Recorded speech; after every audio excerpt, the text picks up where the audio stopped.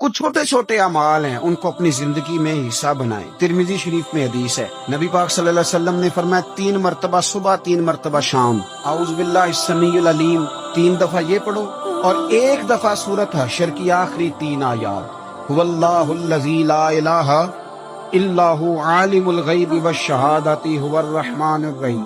اعوذ باللہ من الشیطان الرجیم ہے نا، اس کو پڑھنا ہے اعوذ باللہ السمیع العلیم من الشیطان الرجیم۔ فرمایا 3 دفعہ اس کو پڑھو اور 1 دفعہ سورہ حشر کی 3 آیتیں، 1 دفعہ صبح اور 1 دفعہ شام۔ صبح کیا ہے، شام کیا ہے؟ تو اعلیٰ حضرت بریلوی فرماتے ہیں صبح سے مراد ہے آدھی رات ڈھلنے سے لے کر سورج نکلنے تک، آدھی رات ڈھلنے سے لے کر یعنی تہجد کا ٹائم سے لے کر سورج اور شام کیا ہے، دوپہر ڈھلنے سے لے کر مغرب کی اذان تک، یہ شام ہے۔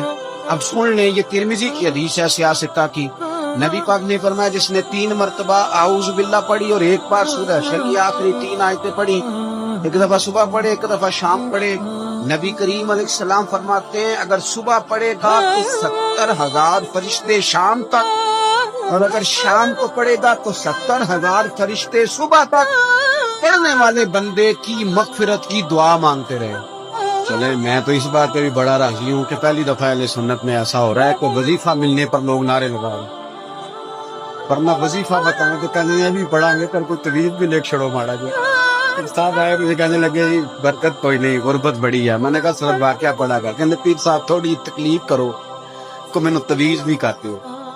میں نے اسے کہا خدا کے بندے میں تویز دوں گا پتہ نہیں کام بنے گا نہیں بنے گا، سورت واقعہ پڑھ، یہ وہ تویز ہے جو مدینے والے رسول نے عطا فرمایا کہ سورت واقعہ پڑھو تمہیں کبھی فاقہ نہیں آئے گا۔ تو وظائف پڑھیں، عبادات کریں، تیاری کریں، کچھ نیک اعمال بچائیں ایسے جن کا ہمیں پتہ ہو، جو ہمارے رب کو پتہ ہو، آخرت میں جو چیزیں ہمارے کام آنے والی۔